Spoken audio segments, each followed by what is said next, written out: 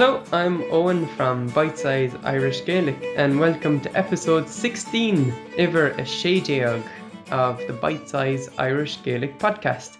Even if you're alone learning to speak Irish outside of Ireland, don't despair. Rest assured that there are thousands like you across the globe, all interested in tapping into Ireland's native culture. And for all about this podcast, you can go to www.bitesizeirishgaelic.com/podcast. And today I'm joined by Stephanie Chastain of InfiniteIreland.com. Stephanie, how are you doing? Great. Thanks for having me. Cool. It's really nice to have you. Stephanie, I came across you because, stuff that you've written on InfiniteIreland.com, which I think really comes out of your trips to Ireland. So you've been a couple of times to Ireland, right? We have. We've been 4 times, the fifth time coming up this May.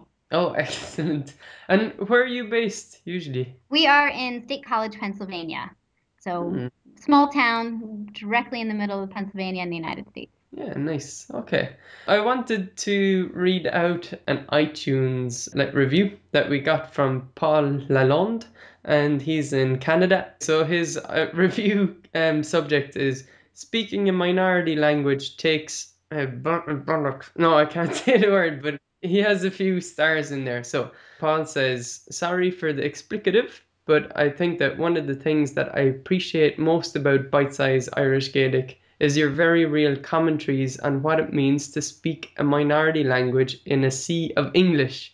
You must make your opportunities to speak. That's definitely true, Bob. Owen, you regularly refer to the aspect of learning Irish in a very encouraging manner. I'm a very beginner learner of Irish, but have grown up as a native speaker of a French dialect, he says dialect in parentheses, in an English province of Canada.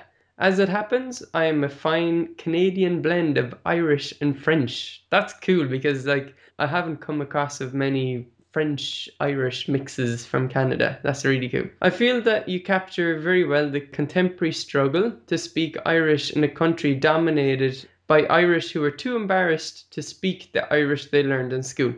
Bite Size Irish Gaelic sets a foundation for all Irish learners in the real world.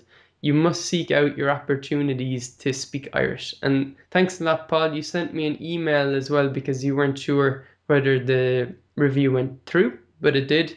And I appreciate the kind words. It's definitely, when you're learning to speak Irish, it's definitely, you have to grab the opportunity. And when you're visiting, if you want to speak a little bit of Irish, even a couple of phrases, you do just have to make a point of it. It comes down to that because the easy default is to speak English, and if it is of interest to you to speak Irish, you do have to take the opportunity. So thanks a lot to Paul, and we appreciate all iTunes reviews.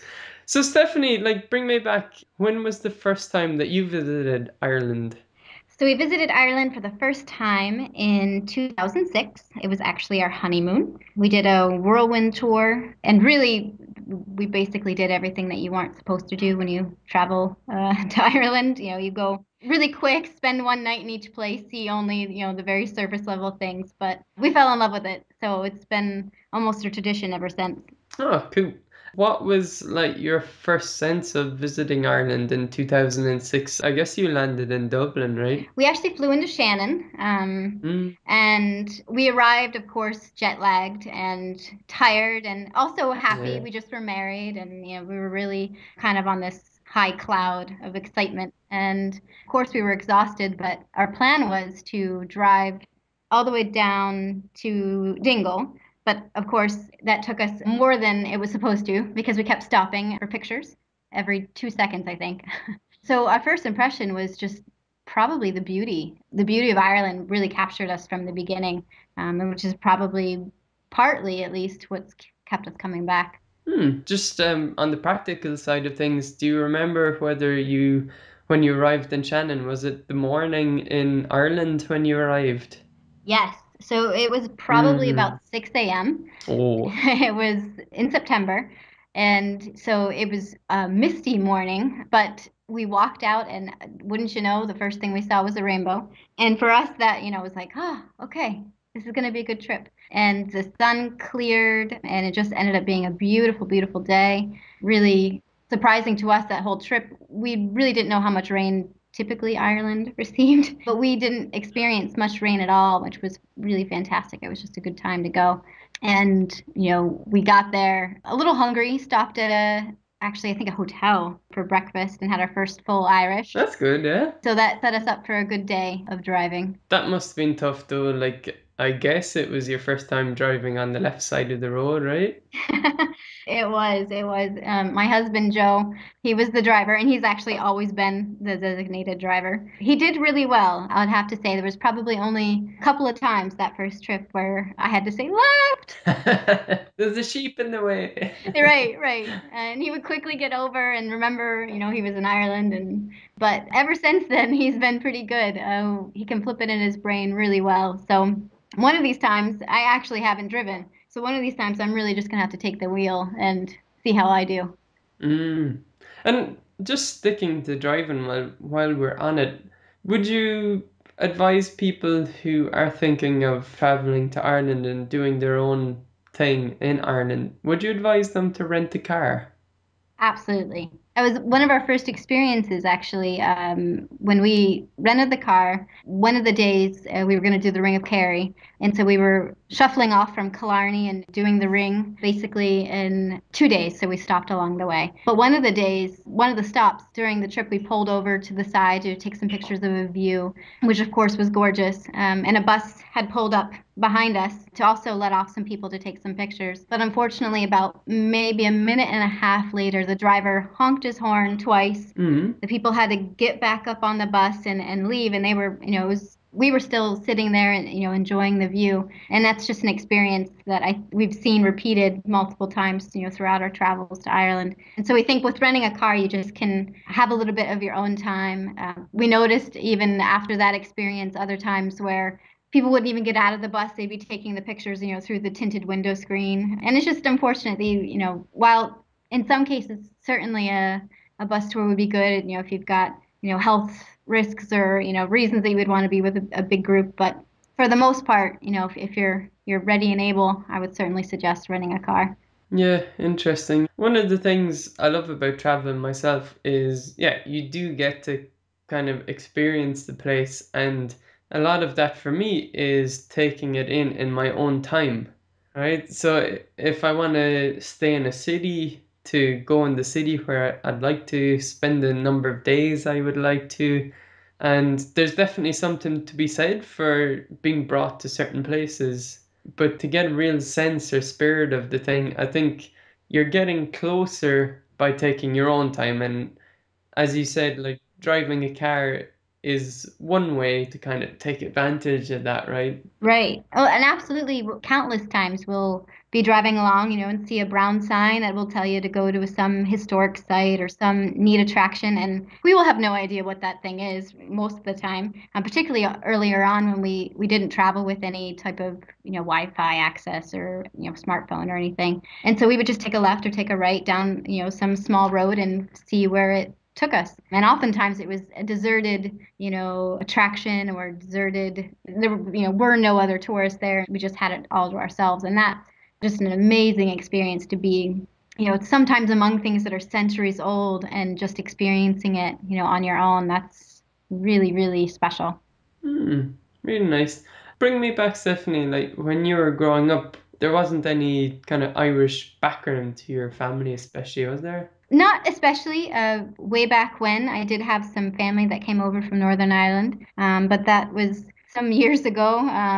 So unfortunately, we don't have much record of what or where, but I'll claim it even a little bit if to say that I have a little Irish heritage. But that wasn't particularly the reason that sparked Ireland for us. It was really more of a whim when we decided to go there for our honeymoon. Interesting. And like, was it, it must have been in some way a place where you had at least contemplated that, hey, that'd be nice to visit, right? Or just, yeah. Absolutely. Yeah, we saw pictures, and I think being an American, every other person you meet has some Irish descent. And so when we were thinking about Ireland, we knew that friends and family had gone before and had really had great experiences.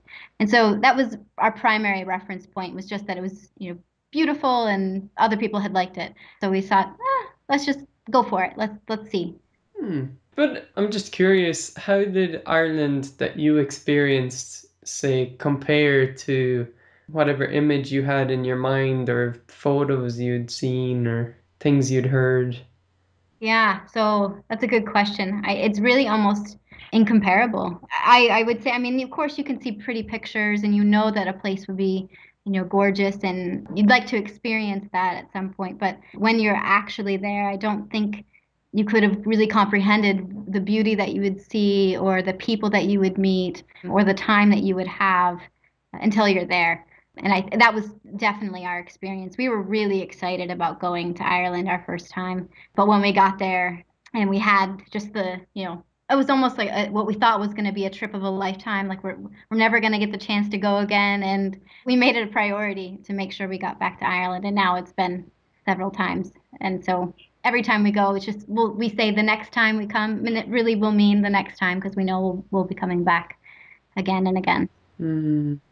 Yeah, that's cool. So, is there a place in Ireland that you especially like visiting, or do you make a point of visiting new places, or how do you approach it?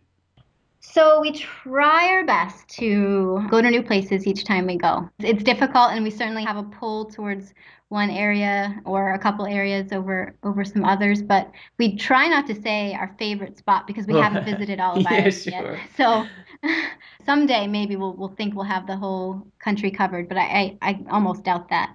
But at this point, I mean, we really do love the Southwest. It's hard not to love the Southwest. We keep going back to Dingle.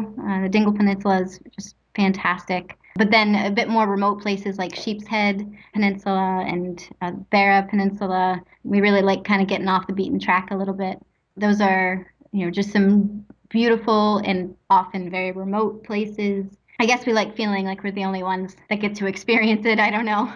But that certainly captured us and continues to call us back. But this time we're going to go to the southeast, which we're really, really excited about because we haven't done really anything in the southeast before. So Waterford, Wexford, Wicklow, that area, really excited to see. Yeah, nice. So the southeast, it's not a place that I've visited that much, although I remember in a previous episode I was speaking with Mary Murphy, and I think she's from Wexford, and I was telling her, I think she was, if I remember right, she was born in Waterford, same as myself, and I told this story at the time that my grandmother was afraid that I would grow up with a Waterford accent. But it was only about my first year that I spent there, so yeah, I don't remember that time. But yeah, it's funny. There's definitely different atmospheres of places. I don't know, do you feel that? But for example, when I get Hmm. to up to Connemara, Hmm. up to County Galway, we're still, so this is about an hour and a half from Limerick City where we are, still along the Atlantic coast. But driving along that road, and when you hit past Galway City into Connemara, Hmm. there's this atmosphere. I can't describe it exactly. It must be part of the landscape, part of how the people are. I guess there's quite a spirit to just put up with, for example, the weather all through the year that makes them tough. Yeah, there's definitely a feeling you get from different places. Like, do you ever get that, or is Ireland all kind of that feeling for you, or how is it? Well, yeah, I mean, of course, I think whenever we go to Ireland, I feel like we experience that, but there are certainly, different types of regions where so incredibly different. I mean, I'm trying to think like Donegal. We were up in Donegal for some time a few years back, and from going to Donegal after, I think we did a long trip in the or southwest the year before, and it's completely different landscape, even people, and just their interactions with us. I mean, Ireland and the Irish people are, so hospitable, really all over the island. We really have not had any issues whatsoever with hospitality. But there is a remoteness, I think, to Donegal and to their environment and their atmosphere, and that it's almost encases the people too, I think, a little bit. So it's really, you certainly can experience different things depending on where you are. Hmm, that's interesting. And do you feel any draw towards the urban areas to spend time there. But do you find a draw for urban areas at all, or do you really go for the more? Yeah, Yeah, do you? we do. We have done, of course, Dublin, but we really love Cork, Mm, city of Cork. It's a great city. There's so much going on there, which again, kind of a different vibe from Dublin. Dublin has that almost metropolitan or even universal feel where there's a lot of different, it's a melting pot. There's a lot of different ethnicities and, yeah. and Mm, uh, groups of people that live in Dublin.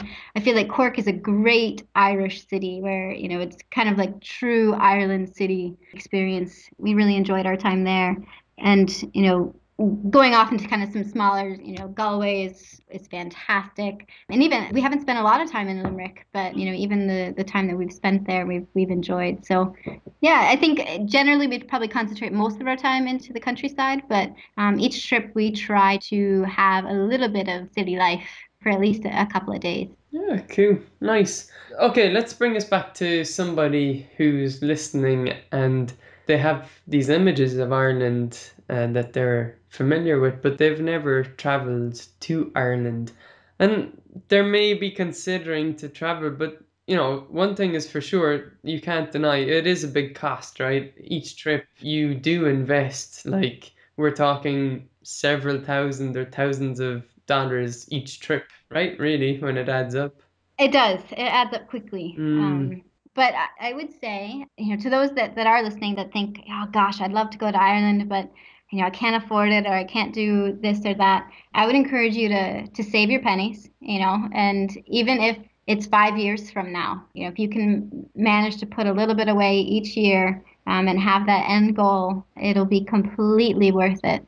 On our blog on Infinite Ireland, we couple our last trip actually in September. We managed to track all of our expenses for Ireland, every single penny, for what we spent. And so you can look and actually see how much we spent for 2 weeks in Ireland. And it's a really good tool, I think, to get a realistic expectation of how much you can spend, how little and how much more you can spend, really. Because our trip was kind of maybe a little bit even more expensive than we typically do. It was a special occasion for us. We hadn't been to Ireland in a year or two, and so we splurged a few times where we probably normally wouldn't have. So you can make it even cheaper than what we did. But there are ways to save, certainly, and there are ways to make it happen, even if you don't think you can afford it. Certainly can do things like self-catering, where you're staying in a flat or an apartment, cooking your own meals. That saves quite a bit of money, and maybe going to some of the free attractions. There's so many free things you can do in Ireland without racking up a big bill. Are we talking like visiting forests and Yeah, picnic areas or? absolutely. So, one of the things that we really love to do is hill walking or hiking. And in Ireland, there's just such a fantastic network of places you can go to, these what we think are amazing vistas. And so, at least once during our trip, we usually cut out or carve out a day to, do some hill walking. And that's completely free. You pack a picnic and you go and you see, the real countryside, and sometimes you stop along and you get to talk to a farmer or other hikers or other people along the way, and those moments have really been treasured for us over the things that you would pay for, like say like the Guinness Storehouse or things like that. Those things are neat, but of our most treasured moments, most of the time they're things that we didn't even pay for. Hmm, that's really nice. For that same person, like that, okay, cost is something, and we'll link you up to your post in our show notes because that sounds really nice. Sharing the costs that you spent, but it might be something a bit softer holding them back. Like, I mean, it might be just a fear of something new or being a bit lost. Maybe, it's something new and new people, not knowing where to go, how the systems work. Like, is there anything you can say to get a person like Yeah, that to really maybe invest in thinking more about traveling to Ireland? What do you think? yeah, taking the leap or taking the jump. Mm, In my day job, I work at a university, and I help students go abroad for a semester. So, U.S. American students going most often to Europe, to other universities for a semester or summer. And I encounter that a lot. I encounter students who will walk in my office and say, I'm interested in going abroad, and they have, litany of reasons, whether it's, cost or, fear of being alone in a foreign country, or even just not knowing, what to do, what are the customs and what's the culture like. But I always tell them that it's one of those experiences that you don't want to look back on and say you didn't do. And so, in the same way, I think traveling to Ireland is one of those things. Ireland's an easy country to get around, to explore, particularly for Americans, who speak English. There's not a language barrier. Culture, while certainly different, has some similarities to American culture in some respects. So it's not a shock as much as it would be maybe go to somewhere that maybe they don't speak English, or somewhere that's a third world country. So I would say, just take the leap. Muster up the courage, take the leap. They won't regret it. Certainly won't regret it. I work with all sorts of people who travel to Ireland for the first time. That's really what our blog is about, is helping those who want to go abroad for the very first time, and particularly to go to Ireland for the first time. And I get all sorts of emails back after people have gone to say, thank you. It was wonderful. And I'm so glad I did it. And I think your listeners will probably have that same experience. Oh well, I like it. Yeah, and it's the same kind of thing we deal with people thinking about learning to speak the Irish language because over the years we've gotten lots of emails about similar subjects like dialects in the language, and it's stuff that holds people back. And unfortunately, I think I get the impression that most people who ask the question, it's holding them back so much that they never start. Hmm. And what I say to them is, well, imagine in 5 years' time looking back and the progress you can make in the next 5 years, even if it's slow, what you could do. So it's the same kind of idea. It's like, don't regret in a lifetime, at the end of your lifetime, that, well, if only I had done this, or if only I had the courage to do that. And traveling to Ireland is part of it. Learning to speak the language, if you're interested in that. I get the impression it's along the same kind of vein. It's interesting. Absolutely. And what a great way to go to Ireland and be able to, even if it's to say hello, Hmm. or, to say cheers, to be able to practice. So if you've got, I mean, I assume that those that are listening to this podcast are interested in learning the Irish language, and hopefully they're interested in traveling to Ireland. And to Hmm. meld the two is a great, I would say, life accomplishment, really. Very nice. Stephanie, even if we get one person to travel to Ireland and use a couple of words in Irish when they get there, hey, we've achieved our goal today. Absolutely. Tell me, like, you mentioned bus tours, and you might not have taken one before, but from your impression, like, what are some advantages and disadvantages of taking that kind of package tour, holiday, vacation in Ireland? Well, there's all sorts of good and bad, I think, with bus tours. And I've worked with a lot of people who know going into their travels to Ireland that they want to do a bus tour. And I think that's okay. I would encourage renting a car, but traveling with a group, or traveling on a tour, you have a predetermined schedule. You don't really have to worry about any of the arrangements, where you're going to stay and what you're going to do, and oftentimes even where you're going to eat. And so if you're looking for a stress-free, don't have to think about it, experience, then a bus tour is perfect. Also, us bus tours are really great for those that have limited mobility, or, that may be elderly that can't walk a lot. You still get to see Ireland. You still get to see a lot of really wonderful sights. So those are all really good reasons to do a bus tour. I think the disadvantages are mostly what we talked about earlier. You have, because you're so regimented in a schedule, don't get the opportunity to veer off path much. You may have a free day or a free afternoon in a city where you might get to do a little shopping or a little sightseeing, but you don't get the opportunity to kind of be spontaneous and get up and go when you please. Either way, I would encourage someone, whether they do a tour or whether they rent a car, to try it. We get so many people that, say, that they go to Ireland for the first time. And just like I did, as soon as we were taking off to come back Hmm. home, I was planning my next trip. I mean, I had a list of things that I needed to see and to do the next time. So I think that's pretty common, actually. Oh, really cool. Yeah. So, Stephanie, to finish up, like, how could people ask you a question or learn more about stuff that you've written? Sure. So pretty easy. Our site is InfiniteIreland.com, and they can email us at infiniteireland@gmail.com. And we welcome all sorts of questions. So if you have a question or you're contemplating Ireland travel, and whether it's a big itinerary question or a small, what do I pack, or what kind of plug do I need, or whatever it happens to be, we're really happy to answer questions via email. And of course, we've got all sorts of great stuff on the website as well that you can sift through and possibly find some answers to your questions. But we love talking to people. We love talking about travel. We love talking about Ireland.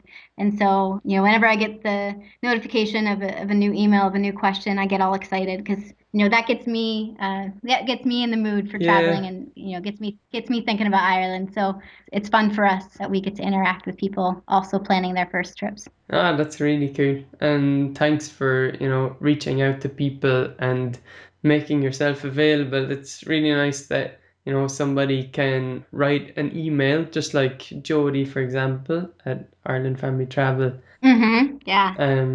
That there are people out there that are very much happy to help. So we're going to link you up to infiniteireland.com in the show notes today. So Stephanie, thanks a lot for your time. Much appreciated. You're very welcome.